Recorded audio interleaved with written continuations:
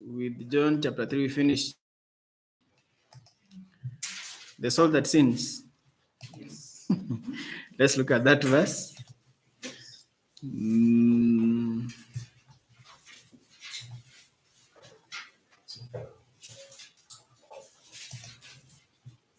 Ezekiel 18.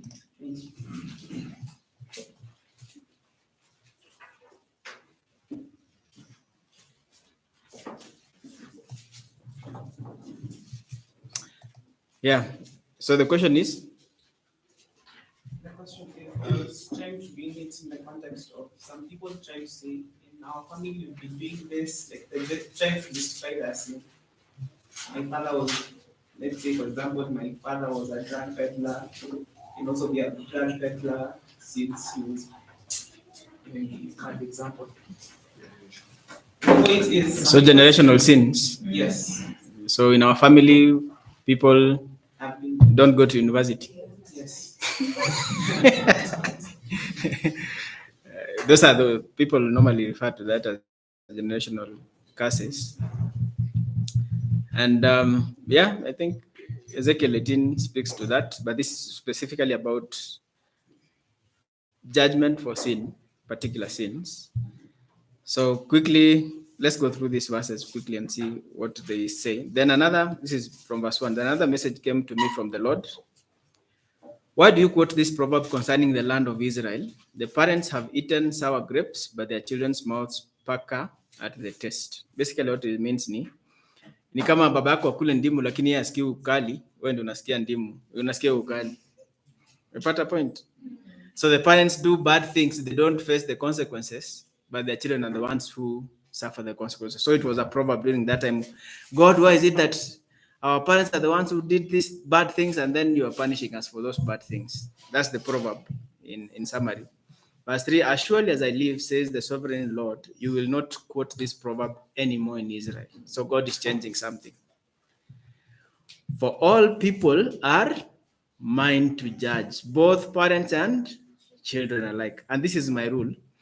The person who sins is the one who will. So now it's not about the children being punished because of the sins of their fathers. It is everyone one on one. If you're the one who has sinned, the punishment will be meted on you. Probably maybe this is where the proverb to normally we use nowadays ni malipo ni hapa hapa. It won't be passed on to somebody else in your family. Suppose a certain man is righteous and does what is just and right. He does not feast in the mountains before Israel's idols or worship them. He does not commit adultery or have intercourse with a woman during her menstrual period. He is a merciful creditor, not keeping the items given as security by poor debtors. What was Shylock? He does not rob the poor, but instead gives food to the hungry and provides clothes for the needy. So he's a generous person, very kind and merciful. He grants loans without. All Pentecostal people say amen. Tomorrow I'm attending actually a breakfast by a bank, a Christian bank. I want to go and read this verse. Stay away. This is honest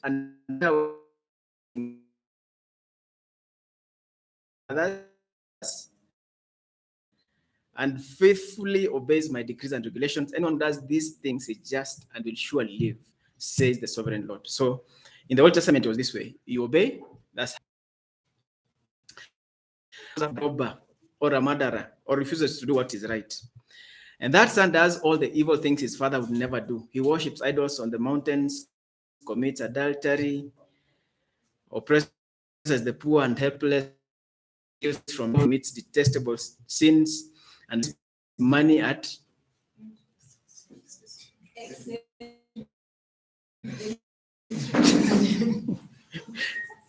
Should such a sinful person live? No, he must die and must take full blame. So what the father did does not affect the son. But suppose that sinful son, in turn has a son. Are you together? So when the grandson will that mountains and does not commit adultery, He does not exploit the poor, but instead is fair to debtors and does not rob them. He gives food to the hungry and provides clothes for the needy. He helps the poor, does not lend money at interest, and obeys all my regulations and decrees.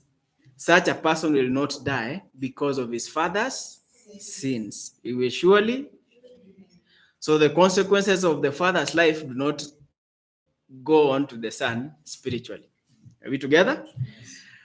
But the father will die for his many sins, for being cruel, robbing people, doing what was clearly wrong among his people.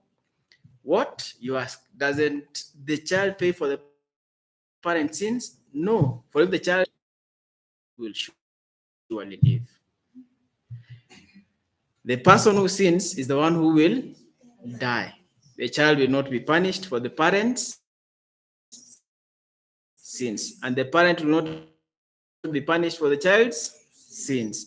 Righteous people will be rewarded for their own righteous behavior, and wicked people will be away from all their sins and begin to obey my decree. So these wicked people now, they also have an opportunity to make right things with God. Begin to obey my decrees and do what is just and right. They will surely live and not die. All their past sins will be forgotten, and they live because of the righteous things they have done. Do you think that I like to see wicked people die? This is God asking.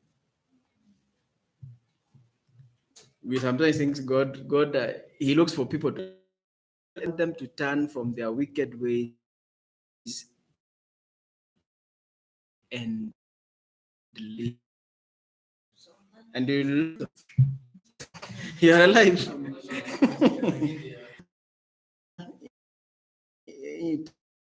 Interjection upper. If sinners should of course not, all their acts will be forgotten, and righteous people